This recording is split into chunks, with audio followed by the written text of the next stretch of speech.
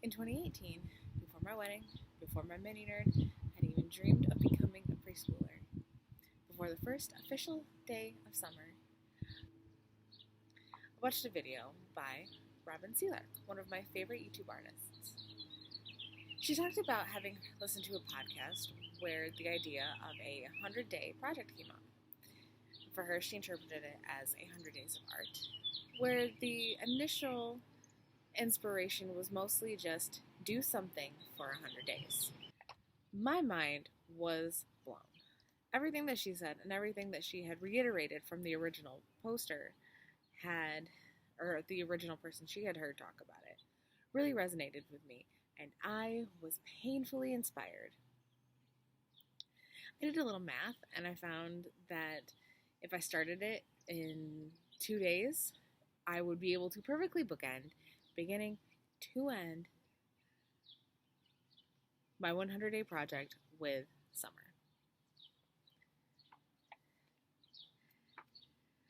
And so I did it. I did 100 days of landscapes in 2018, and then again this year already in 2020.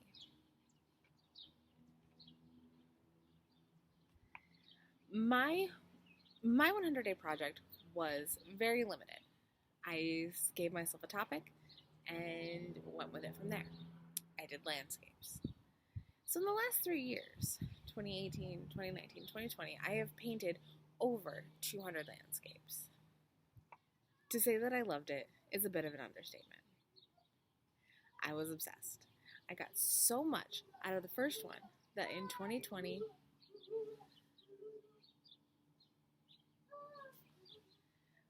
I was so obsessed that in 2020, January 1st, I did a second. I wrapped that one up on April 9th. I wrapped the last one up on April 9th. 9 days into Camp NaNoWriMo, which I was also doing. So I did not really get a chance to decompress after my paintings were done, but I have been since.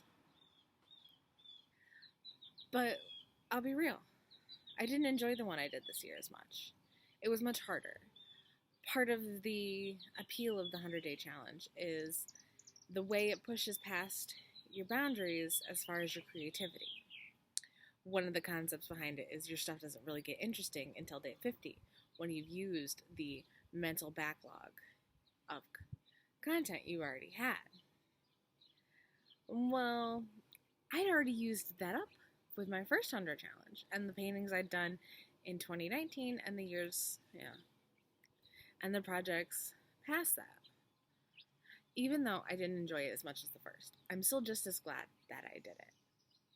I was consistently running into the problem and feeling angry that I could not do more drafts and give my projects a more thorough time and attention.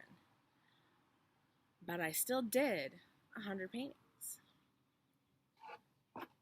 Even though a lot of the paintings I did, I wanted to think through a lot more. All that aside, I cannot emphasize enough how much I think these are valuable, how much I think you should do a 100-day project. The kind of value you get out of pushing yourself so creatively and so consistently for so long is undeniable. I saw, even in my most recent one that I was not entirely happy with, how much I was growing as an artist, as a creative person. I developed quite a bit, even if it wasn't the way I had the first time. Pushing yourself creatively and consistently for that long changes the way you see yourself as an artist and a creator and the way you look at your work.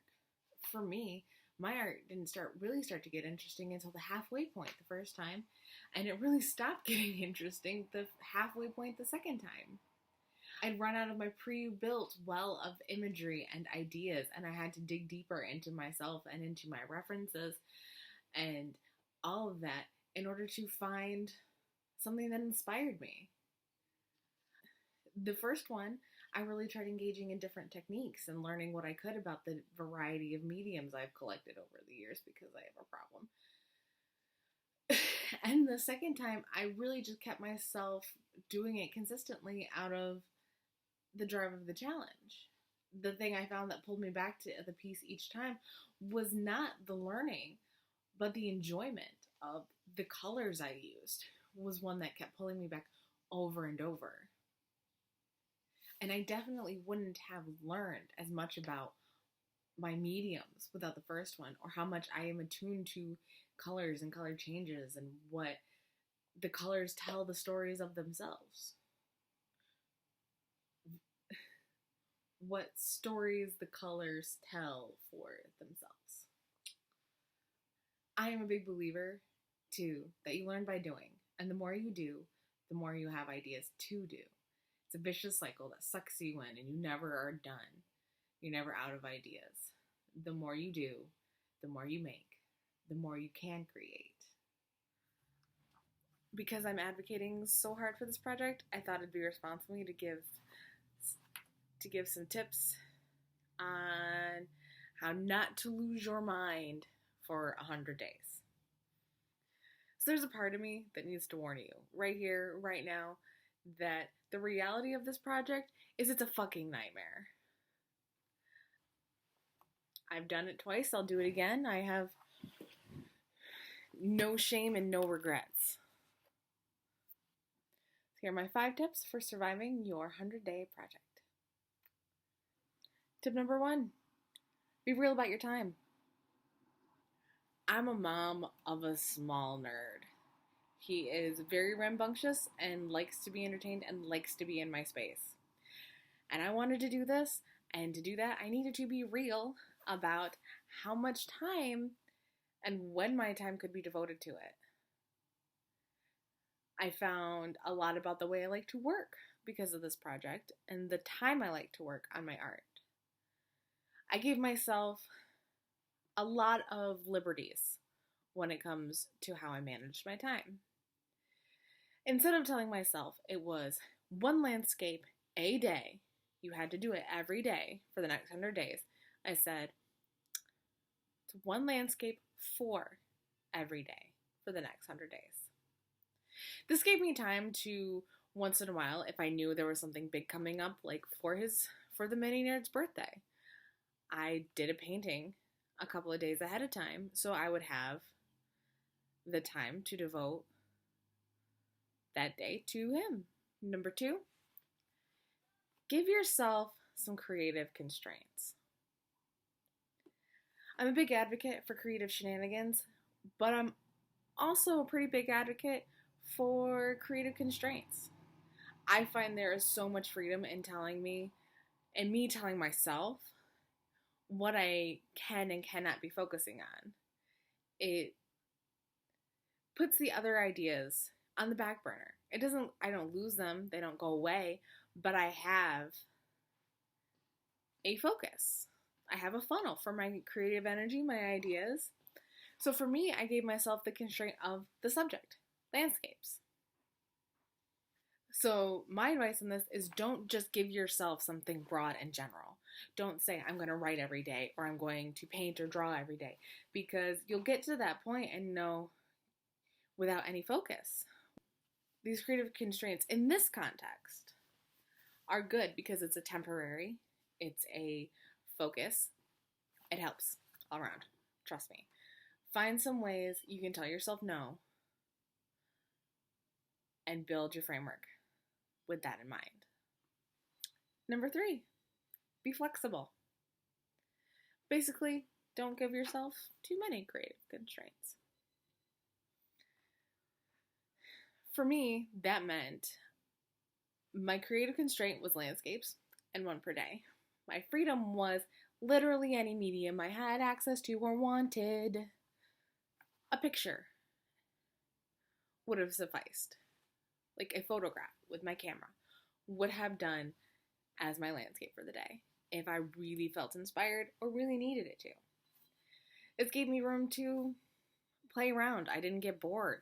I could try different styles and materials and mediums. And while I did basically stick to watercolor, gouache, and acrylic the whole time, there are several of my favorites that were alcohol marker that were a blend of watercolor and colored pencil. The first time I went wild with all the with all of the mediums I could access, and I still have those because I don't sell my art very often, but I still have them and I still love the things I learned.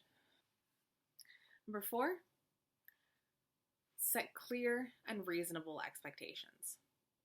Not every day is a win. Not everyone is a masterpiece. Each piece of art was bound to exist eventually anyways, and even if you didn't give it your all that day, or even if you didn't make something you loved, you finished it. And that deserves and that deserves to count and be your win for the day too. Number 5,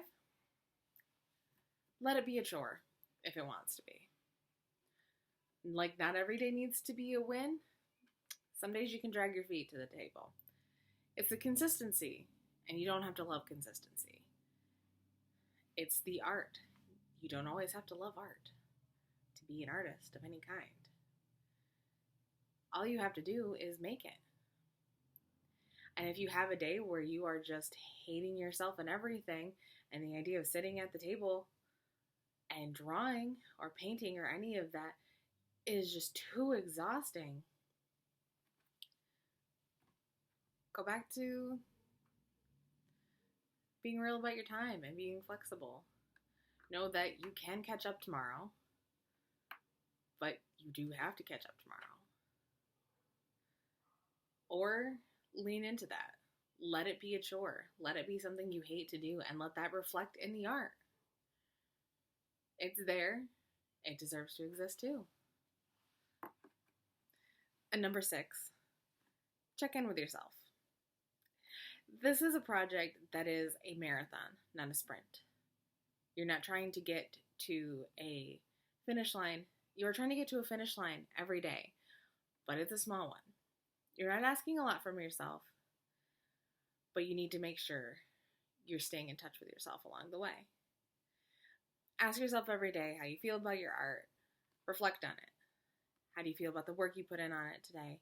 How do you feel about what you're learning from these pieces today? This is just a challenge. It's not the end of the world. The 100 days will end. I promise. I hope I've done more to inspire you than to scare you off the idea of doing one of these 100-day projects. I think they're really valuable. I think you get a lot out of it. And I hope you'll tell me all about it in the comment box down below.